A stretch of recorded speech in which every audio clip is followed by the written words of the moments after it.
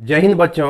आज इस लेक्चर के माध्यम से इन्वर्स ट्रिगोनोमेट्रिक फंक्शन का दूसरा लेक्चर मैं आप लोगों के लिए लेकर उपस्थित हुआ हूं। जैसा कि पहले लेक्चर में आपने देखा कि इन्वर्स ट्रिगोनोमेट्रिक फंक्शन होने के लिए, है ना, यानी कि इन्वर्स फंक्शन होने के लिए क्या क्या जरूरत है कि किसी भी फंक्शन को 1 1 और ऑन टू होना चाहिए। उसी तरह से इन्वर्स ट्रिगोनोमेट्रिक फंक्शन होने के लिए ट्रिगोनोमेट्रिक फंक्शन को 1 1 और ऑन टू होना चाहिए।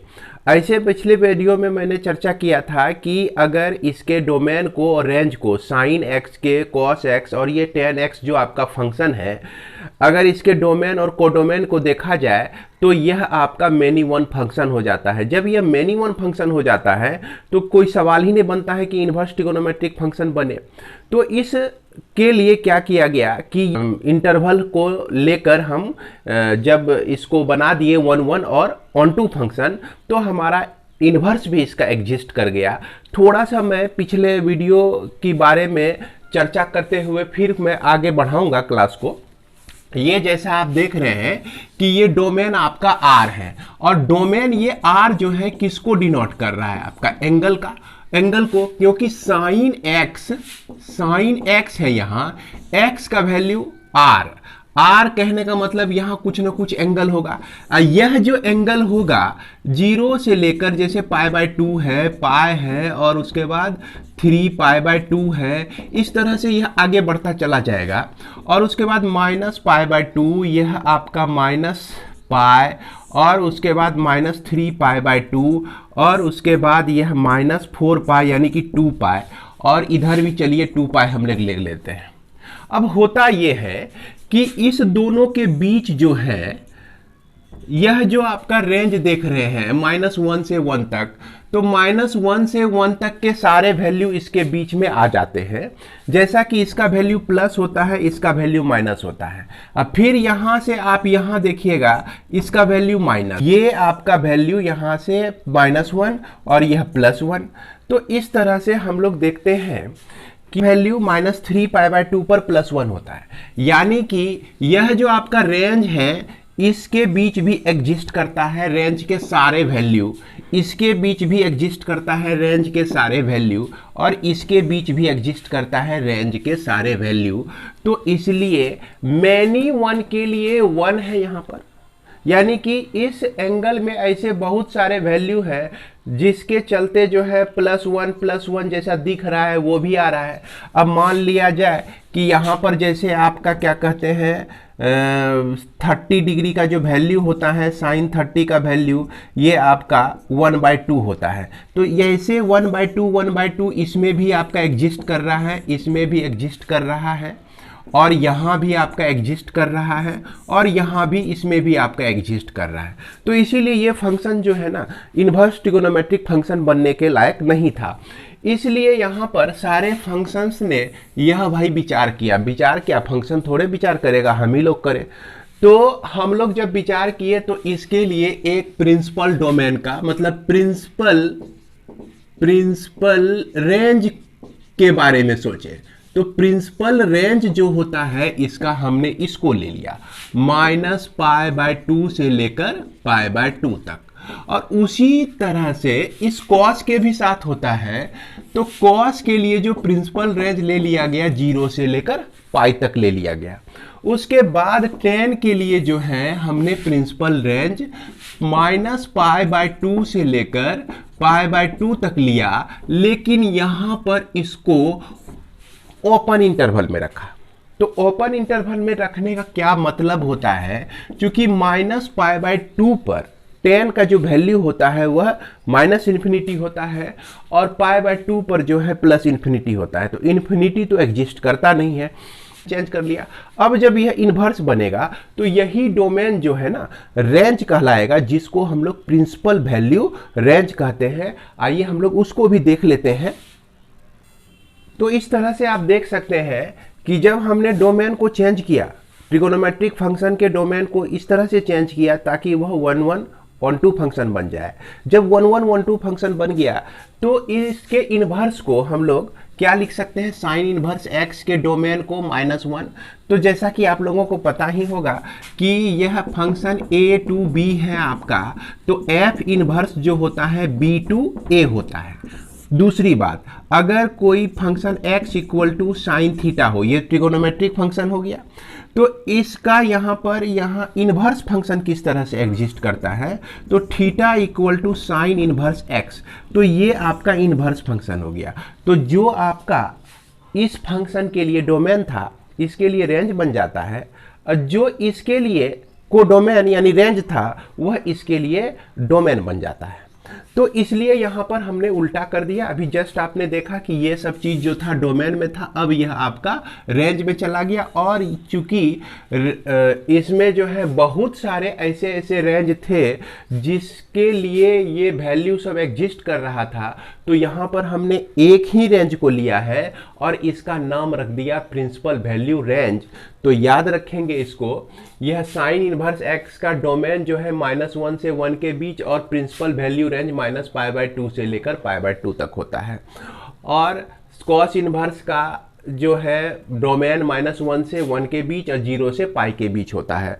इसको जो है ना एकदम याद कर लीजिएगा, इसको नेग्लेक्ट नहीं कीजिएगा, क्योंकि इनवर्स ट्रिग्नोमेट्रिक फंक्शन में जितने भी प्रॉब्लम आप बनाते हैं, अगर आपका 50% दिमाग प्रॉब्लम बनाने में जाता है, तो 50% आपको इस डोमेन और रेंज से रिलेटेड भी लगाना पड़ेगा। डोमेन और रेंज को भी केयरफुली ऑब्जर्व करके आगे बढ़ना पड़ेगा। हालांकि आपके क्लास 11 में इस डोमेन और रेंज के बारे में, प्रिंसिपल रेंज पर उतना फोकस नहीं किया गया है, लेकिन आने वाले समय में, कहने का मतलब अगर जेईई का आप तैयारी करते हैं या इंजीनियरिंग की तैयारी करते हैं, कोई भी चीज़ अगर मैथ से सब्जेक्ट रिलेटेड कंपटीशन हो, तो उसमें इसका जो प्रॉब्लम बनता है, इस पर जो प्रॉब्लम दिया जाता है, वह मुख्यतः फोकस्ड किया जाता है इसके डोमेन और रेंज पर।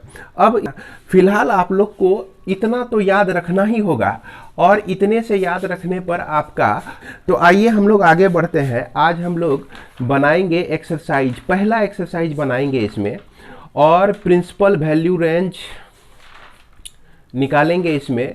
तो जैसा कि आप एक्सरसाइज 4A के क्वेश्चन नंबर 1 को देख सकते हैं, हालांकि इसके एग्जाम्पल में भी कुछ प्रॉब्लम है, तो एग्जाम्पल के प्रॉब्लम को बड़ी आसानी से आप बना लेंगे यदि आप एक्सरसाइज के प्रॉब्लम पर ध्यानपूर्वक रहें, ध्यानपूर्वक इसको देखते हैं।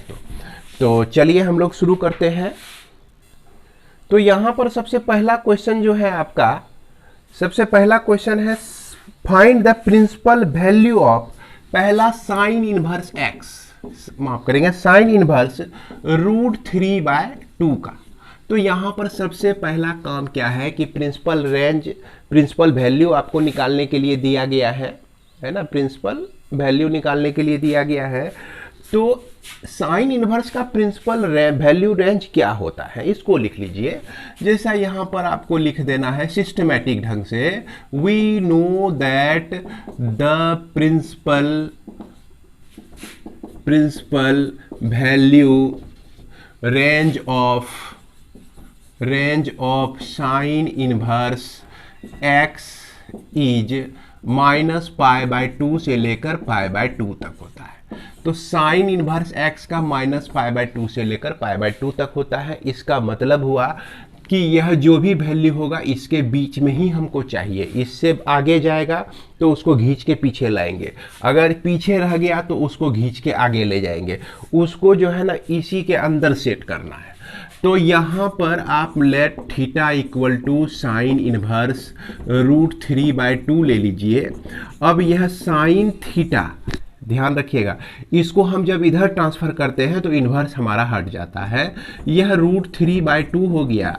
और यह साइन √3/2 जो है 60 का वैल्यू, तो साइन 60 को हम π/3 भी लिख सकते हैं।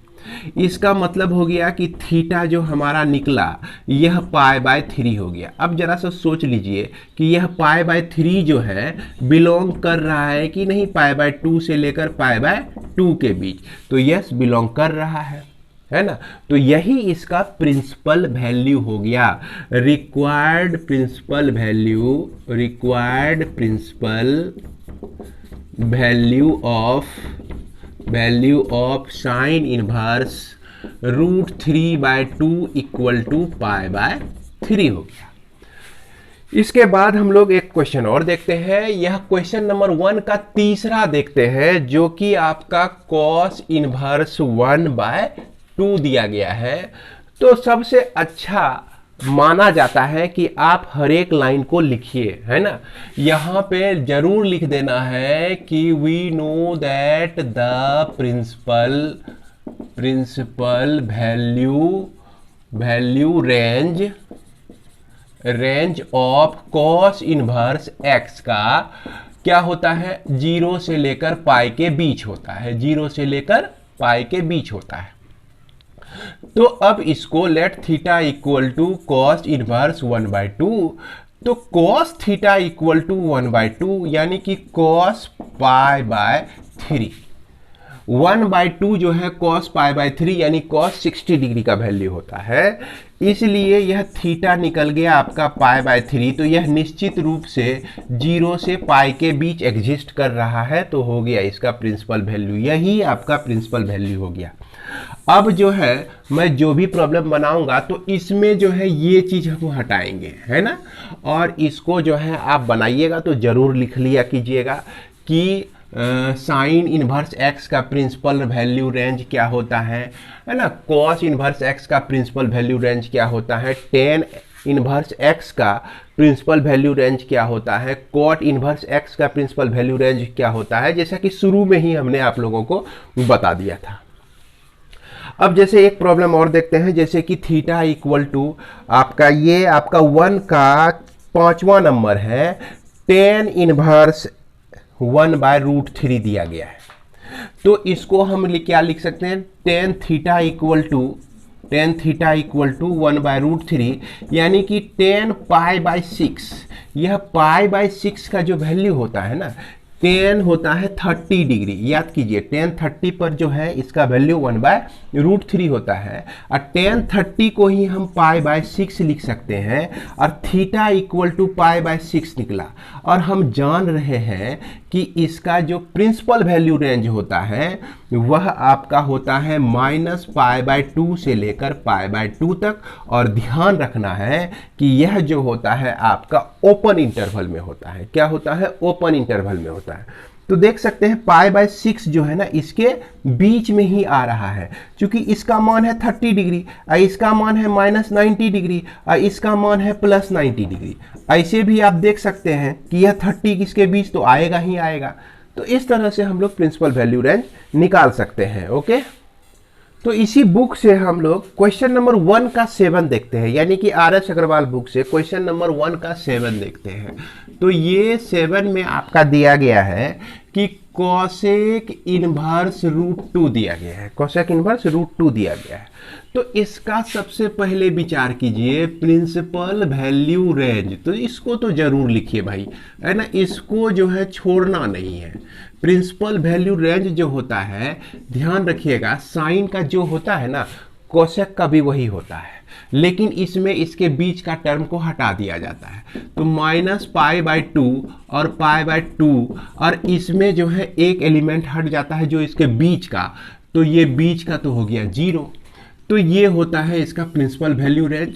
अब इसको हम लोग theta equal to cosec inverse √2 ले लीजिए। अब कोसेक थीटा को लेफ्ट साइड में अगर लाते हैं तो यह √2 यानी कि कोसेक √2, साइन का 1/√2 होता है 30 पर, तो कोसेक का √2 जो हो जाएगा 30 डिग्री पर हो जाएगा, यानी कि थीटा इक्वल टू 30 डिग्री, और यह जो है बिलोंग कर रहा है आपका इसके बीच -π/2 और π/2 -0, 0 को हटा दीजिए।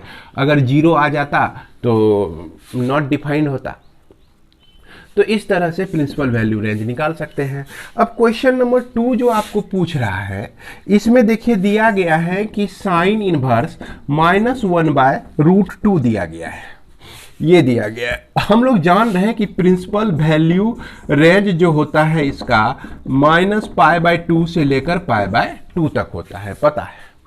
प्रिंसिपल वैल्यू रेंज जो होता है PVR जो कि -π/2 से लेकर π/2 के बीच होता है।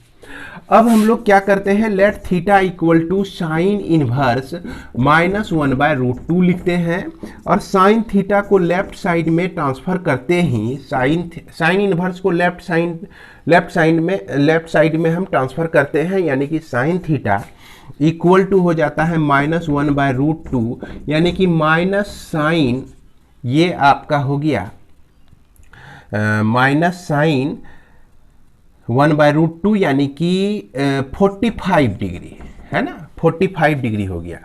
अब इसको देखते हैं कि साइन थीटा अगर हम लिख दें साइन -45 डिग्री तो कोई फर्क नहीं पड़ता है, क्योंकि हम लोग जानते हैं कि sine minus theta equal to minus sine theta लिख सकते हैं, लेकिन कॉस माइनस थीटा को हम लोग सिर्फ कॉस थीटा ही लिखते हैं और टेन माइनस थीटा को हम लोग माइनस टेन थीटा लिख सकते हैं। ये क्लास 11 में पढ़े थे, इसीलिए मैं कहता हूं कि 11 को जो है भूलना नहीं है, एकदम ठीक तरह से याद रखना है। तो यहाँ पर थीटा का जो वैल्यू हो गया -45 डिग्री हो गया। अब माइनस इसलिए रख लिए क्योंकि यहाँ देखिए इसका जो प्रिंसिपल वैल्यू रेंज है यह बिलोंग करता है -90 डिग्री से लेकर 90 डिग्री तक। तो इसका मतलब हो गया कि यह जो है इसके अंदर में ही है, तो यह प्रिंसिपल वैल्यू मिल जाता है हमको साइन इनवर्स -1/√2 का। इसके बाद आगे बढ़ते हैं हम लोग। इसके बाद इसमें एक दो प्रॉब्लम और देख लेते हैं। तो अगला प्रॉब्लम जो है 2 का 2 नंबर हम लोग देखते हैं।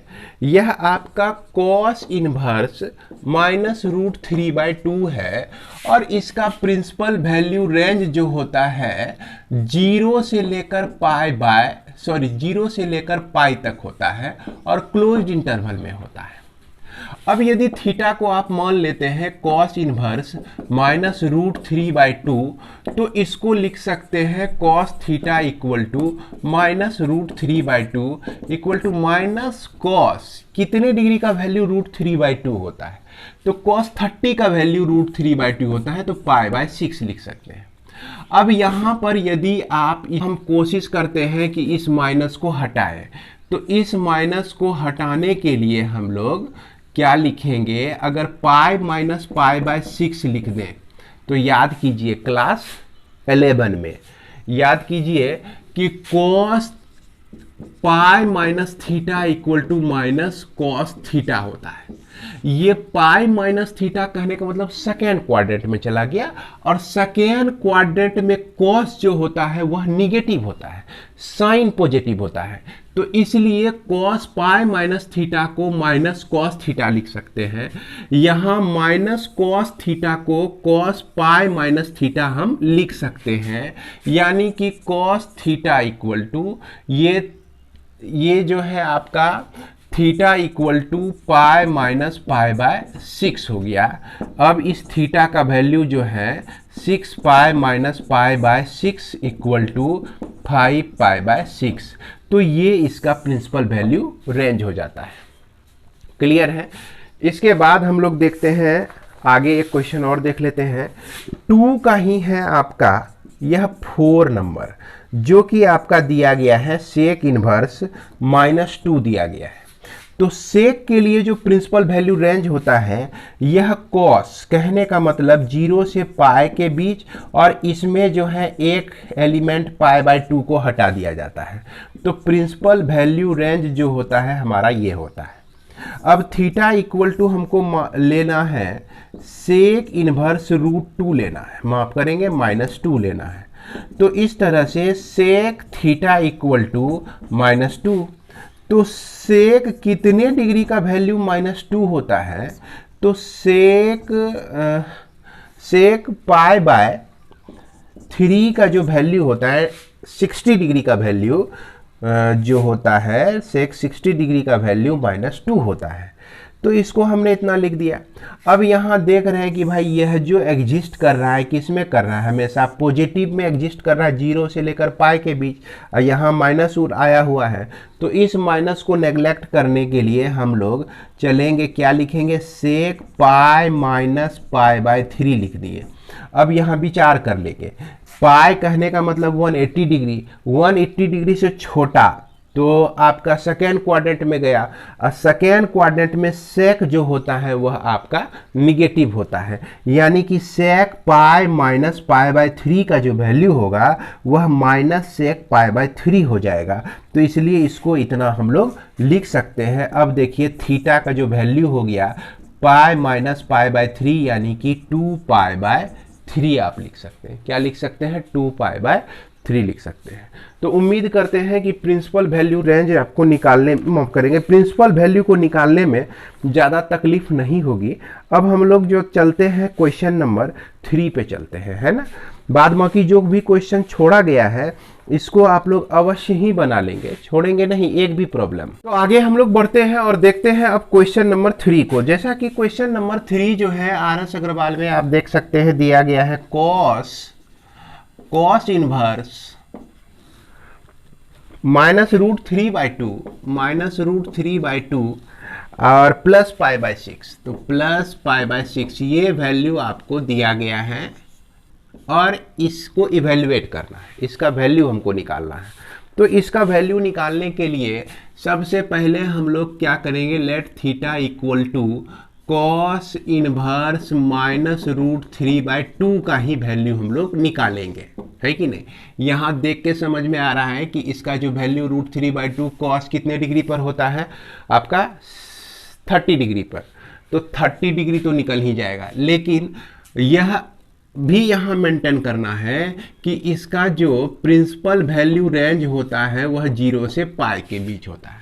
तो इसका जो वैल्यू आना चाहिए ना, तो इसी के बीच में आना चाहिए। यहाँ तो निगेटिव दे देगा आपका, -30 डिग्री दे देगा। तो इसके लिए हम लोग क्या करते हैं, इसको लिखते हैं cos थीटा इक्वल टू -√3/2, यानी कि -cos 30 डिग्री लिख दीजिए। अब -cos 30 डिग्री को आप cos 180 - 30 लिख सकते हैं। तो यह आपका cos यानी कि पाई माइनस पाई बाय 6 होता है 30 डिग्री का मतलब। तो cos theta equal to cos 5 pi by 6 हो गया। It means theta equal to 5 pi by 6 आपका निकल गया, जो कि इसके बीच का ही कोई वैल्यू है। अब हम लोग क्वेश्चन को उठाते हैं, ये आपका दिया गया है cos इनवर्स -√3/2 का वैल्यू 5 पाई बाय 6 आ गया है, और उसके बाद पाई बाय 6 रख दीजिए यहाँ पर, और यह आपका देखिए cos, इस दोनों को ऐड करेंगे ना तो cos पाई आ जाएगा आपका, सिर्फ क्या आ जाएगा, cos पाई आ जाएगा। और cos पाई का जो वैल्यू होता है वह -1 होता है। तो इस तरह से हम लोग बड़ी आसानी से बना सकते हैं। इसके बाद हम लोग देखें और इसमें क्या क्या क्वेश्चन है, और इसमें देखिए क्वेश्चन नंबर 4 आपका क्या कहता है। क्वेश्चन नंबर 4, इवेल्युएट साइन, यह आपका pi by 2 minus sign inverse -√3/2 ये दिया गया है आपका। तो साइन इनवर्स -√3/2 का जो वैल्यू हम लोग निकालेंगे पहले, क्योंकि इसका जो प्रिंसिपल रेंज है वह -π/2 से लेकर π/2 के बीच है। तो theta equal to sine inverse -√3/2, तो यह आपका साइन थीटा इक्वल टू -√3/2, यानी कि यह साइन कितने डिग्री हो गए, 60 डिग्री हो गया। तो साइन π/3 आप लिख सकते हैं, क्योंकि यहाँ पर माइनस आएगा इसके पहले, और हम लोग जानते हैं कि साइन माइनस थीटा जो होता है माइनस साइन थीटा के बराबर होता है। तो इसके आधार पर हम इसको इतना लिख सकते हैं। तो वही यहाँ पर हम एक स्टेप आगे बढ़ के कर चुके हैं। इस तरह से थीटा का जो वैल्यू निकलता है वह -π/3 निकलता है। थीटा का जो वैल्यू निकलता है वह -π/3 निकलता है। अब देखा जाए थीटा का वैल्यू इसमें रख दीजिए, तो अब इस तरह से लिखिए, now sine pi by 2 minus pi by 3, तो यह दोनों आपका ऐड हो जाएगा, sine pi by 2 plus pi by 3 करेंगे तो यह आपका 5 पाई बाय 6 आ जाएगा, साइन 5 पाई बाय 6 आ जाएगा। अब इसको जो है आप देखिए ऐसे लिख सकते हैं, 5 इंटू 180 बाई 6, 6 से कट गया 3 बार में, तो साइन 150 डिग्री। 150 डिग्री का वैल्यू अगर निकालना है तो इसको लिखिए साइन 90 प्लस 60 लिखिए, तो यह आपका हो गया कॉस 60 डिग्री। ये चीज़ तो आप समझ रहे होंगे क्योंकि क्लास 11 में ही इसको पढ़ लिए हैं। और cos 60 का जो वैल्यू होता है वह आपका 1/2 होता है। ये हम रिजल्ट तक पहुंच जाते हैं। इसी में हम लोग एक प्रॉब्लम और देख लेते हैं जो कि आप एग्जाम्पल का आपका 6 नंबर का प्रॉब्लम है, जिसमें दिया गया है find the value of tan inverse 1 cos inverse minus half sine inverse minus half दिया गया है। तो जैसा कि हम लोग जान रहे हैं कि tan इनवर्स का जो रेंज होता है वह आपका -π/2 से लेकर π/2 के बीच होता है, और cos के लिए जो है आपका 0 से π के बीच होता है। और इसमें देखिएगा, ध्यान दीजिएगा, इसमें जो है ना 0 एक टर्म नहीं होना चाहिए, 0 को हटा दिया जाता है। और यहाँ पर आपका -π/2 से लेकर π/2 के बीच इसका प्रिंसिपल वैल्यू रेंज होता है। अब जो भी वैल्यू हम लेंगे इसके बीच में ही लेना होगा हमको।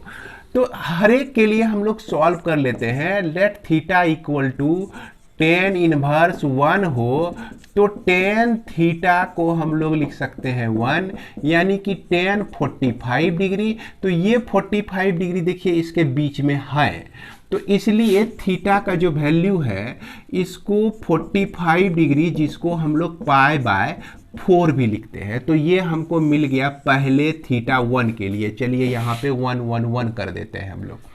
उसके बाद यह थीटा 2 मान लेते हैं cos इनवर्स -1/2 को, तो यह थीटा 2 कहने का मतलब कि cos theta 2 equal to -1/2 minus cos, यह आपका π/6 π/3 हो जाएगा, क्योंकि हाफ जो वैल्यू होता है cos 60 डिग्री का वैल्यू होता है।